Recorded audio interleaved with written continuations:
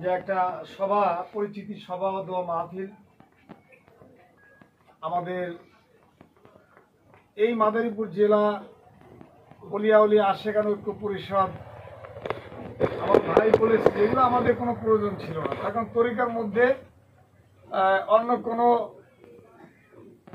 পরিষদ বা কোনো কমিটি এগুলো দরকার ছিল না, কখনোই ছিল না।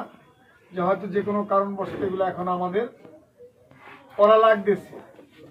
আমরা হলো ঘুমন্ত অবস্থায়, কারণ আমরা যারা তরিকাপন্থী লোক এখানে অনেক দরবারের যারা আছেন, আজকের সবার সভাপতি সাহেব যিনি মাওলানা মহিউদ্দিন আহমেদ চিশতিয়া খানকা শরীফের দায়িত্বে রয়েছেন, এবং আমাদের জেলা অলিয়া আশেকান ঐক্য পরিষদের সদস্য সচিব যিনি সেক্রেটারি সাহেব ডাক্তার সেলিম আল মামুন সাহেব, এবং আমাদের সিনিয়র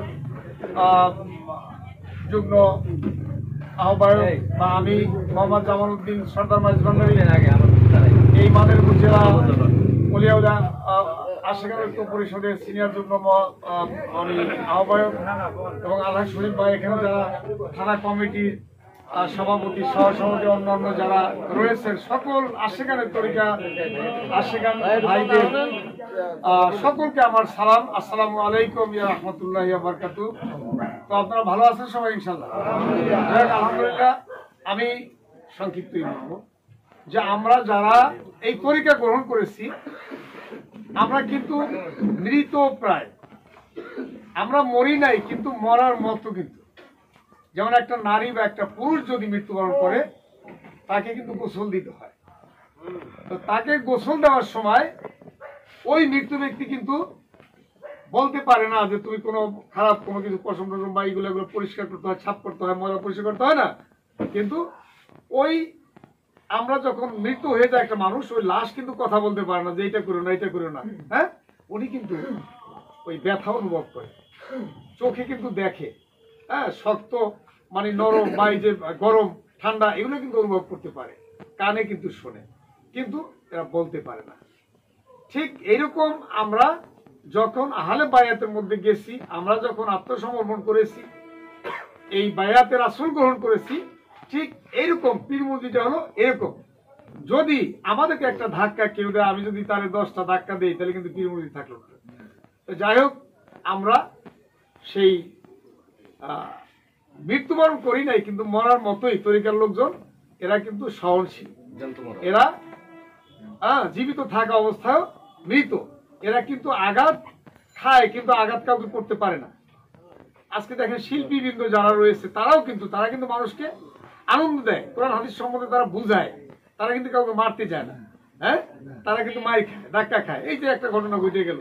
এখন আমরা ঠিক এরকম যে আমরা তরিকার মধ্যে যারা আছি, আমরা কাউকে আঘাত করব না। আমাদেরকে আঘাত করলে এটা আমরা সহনশীল হব, ধৈর্য ধারণ করব। একমাত্র আমরা যে আহলে বায়াতের মধ্যে রয়েছি, একমাত্র সেই আমাদের নবী মুহাম্মদ সাল্লাল্লাহু আলাইহি ওয়াসাল্লাম, যিনি পাক পাঞ্জাবের মূল, হযরত আলী রাদিয়াল্লাহু আনহু বা পাক পাঞ্জাবের যারা ওয়ারিস রয়েছেন, তাদের কাছে আমাদের বিচার দেওয়া ছাড়ার কোনো উপায় নাই। এটা ওই তরফ থেকে আল্লাহ তাদের বিচার করবে, আমাদের প্রতি যারা অবিচার করবে। তো যাই হোক, এখন আমাদের এই সংগঠন বা কমিটি এই জন্যই করা যে আমরা বিভিন্ন তরিকে আছি। আমরা মাইজভান্ডার তরিকে আছি, বাবা আজমিরি দরবারের চিশতিয়া দরবারের লোক আছে, মহাশক্তি দিশারি দরবারের লোক আছে, আমাদের সুরেশ্বর দরবারের লোক আছে, সাফিয়া শরীফের দরবারের লোক আছে, পবিত্র নরুল্লাহপুরের লোক আছে, এবং আমাদের খাজা বাবা ফরিদপুরি বা শাহ চন্দ্রপুরীর দরবারের লোকও আমাদের সাথে আছে। আমাদের সাথে এখনো তারা কিছু কিছু লোক আমাদের সাথে চলাফেরা করতেছে, অ্যাড হয় না, এরাও অ্যাড হবে। মূল যারা আছে তারা কিন্তু কথাবার্তা চলতেছে না। আমাদের এগুলো সব আমরা একত্রিত হব।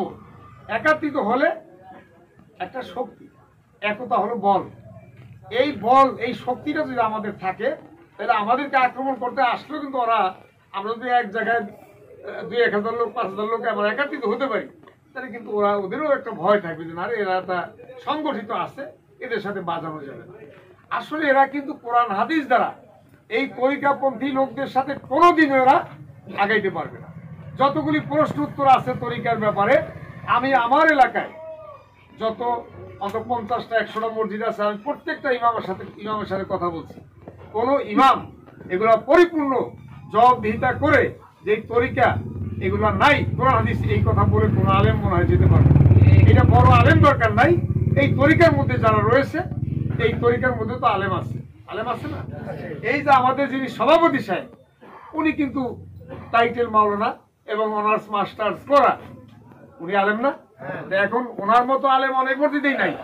তাইলে আমাদের মধ্যে এরকম অনেক আলেম আছে। ওই যে আমার এক ভাই, সে একজন শিক্ষক, সে লেখাপড়া করেছে, অনার্স মাস্টার্স করছে, এরকম অনেক শিক্ষিত লোক আছে, লেখাপড়ার লোক আছে। কিন্তু আমরা কিন্তু কোনো আলেমকে সম্মান করি, কিন্তু তাদেরকে ভয় করি। হ্যাঁ, আমরা ভয় করি না।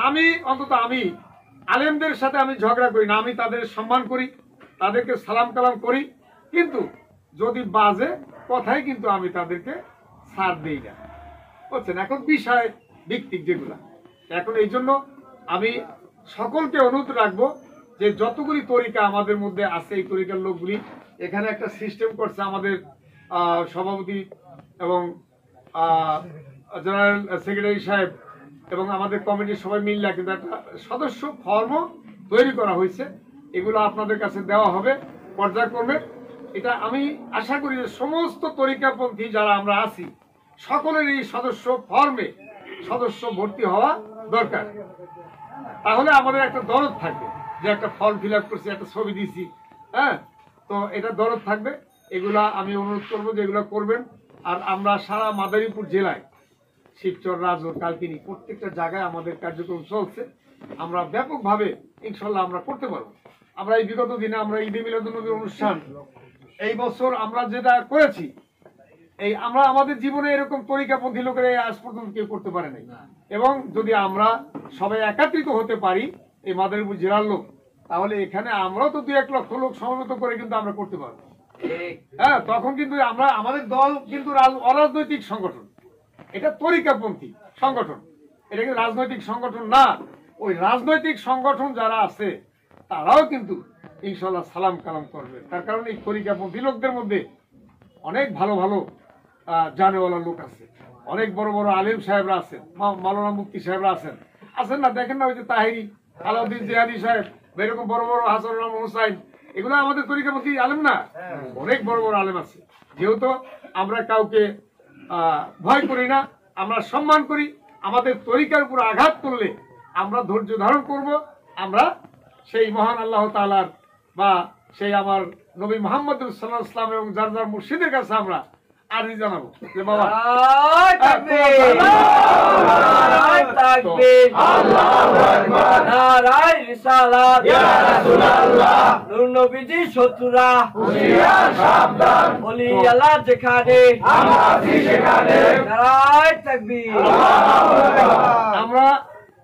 আমরা যারা তরিকাপন্থী লোক, সংক্ষিপ্ত আমি বলবো যে আমরা কিন্তু মিলাদের মধ্যে আছি।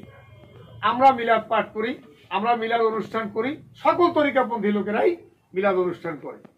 আজকে দেখেন মিলাদ পড়ে না কারা, এই বাংলাদেশে কোন দরবারে মিলাদ পড়ে না, এটাও তো আপনারা দেখবেন। আসলে তারা কেন করে না এটা তাদের ব্যাপার। আমরা রাসূলের রিসালাতটা পালন করি, আমরা এগুলা করবো ইনশাল্লাহ। যতদিন আল্লাহ হায়াতে বাঁচিয়ে রাখে আমরা করবো। যার কারণে আমরা সকলে যাতে একত্রিত হয়ে একটা প্ল্যাটফর্মে আমরা দাঁড়াতে পারি, বা এই যে আজকে কত সুন্দর একটা অনুষ্ঠান, এই যে ভাইয়ের আমরা একসাথে হয়েছি, সবার সাথে দেখা হইলো, হ্যাঁ, সাক্ষাৎ হইলো। এখন এখানে অন্যদিকে গেলে এটাও একটা এই যে মেরাজের অংশ, দেখা সাক্ষাৎ। হ্যাঁ, এরকম কিছু বিষয় আছে তরিকার লোক আপনারা জানেন। তা এতে কি হয়, মানুষের মনের অহংকার দূরে চলে যায়, মহব্বত বৃদ্ধি হয়। হ্যাঁ, তো এই জন্যই আমরা আল্লাহ রাসূলের মহব্বতে, আমাদের মুর্শিদের মহব্বতে আমরা আমাদের সমস্ত তরিকার ভাইদের সাথে যেন একই অবস্থায় এই মহব্বত সৃষ্টি করতে পারি, বা একত্রিত হয়ে আমরা এক জায়গায় বসতে পারি, এই আশা রেখেই আমি আপনাদের কাছে বিদায় হব। আশা করি ইনশাল্লাহ সবাই এই পথে থাকবেন। আরেকটি বিষয়, সেটা হলো আমার বাড়ি ঝাউদি। তো এখানে আমার যে বড় ভাই ছিল আব্দুর রহমান ডাক্তার মাঝবান্ডারী সাহেব, এই মাদারীপুর জেলার মধ্যে অনেক যুদ্ধ করেছে, ওহাবিদের সাথে অনেক যুদ্ধ করেছে। আমরা কেস কমলা এটা অনেক যুদ্ধ করছি ভাই, জানেন না? তো আজকে আমরা সেটা জয়যুক্ত হয়েছি। এরকম আমাদের মাহফিল করতে দিবে না, গান করতে দিবে না, সব কিছুই কিন্তু আমরা সেটা টিকিয়ে রাখছি আল্লাহর রহমতে। আমাদের আল্লাহ রাসূলের দয়া, মুর্শিদের দয়ায় আমরা সেটা কিন্তু সেই 90 সালে কিন্তু ওই যে প্রথম আসছিল আমাদের নজিবুল বসর মাইজবান্ডারি আসছিল কাজীর মোড়ে, অনেক আগের কথা। তো যাই হোক, ওই সময় এই যুদ্ধটা করেছিল আমার ভাই, আমারই বড় ভাই ডাক্তার আব্দুর রহমান সর্দার মাইজবান্ডারি। উনি এই যুদ্ধটা বাজাইছিল। এই যে এনার আব্বা ছিল, এনার দাদা ছিল সিরাজুল হক চিশতি, এরা সেই সময় কিন্তু এই যুদ্ধটা করছে। তো এই আমার এই ভাইয়ের ওফাত দিবস, মৃত্যু দিবস উপলক্ষে আজকে এই 20তম মাহফিল। এই মাহফিলটা আমাদের নিজ বাড়িতে, ঝাউদি নিজ বাড়ি, এই বাড়িতে মাহফিলটা অনুষ্ঠিত হবে 12ই ডিসেম্বর।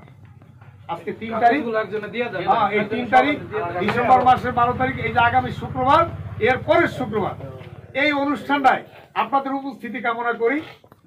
যারাই যান ইনশাআল্লাহ যাইবেন, ওখানে অনেক ভালো ভালো আলেম সাহেবরা থাকবেন, সেখানে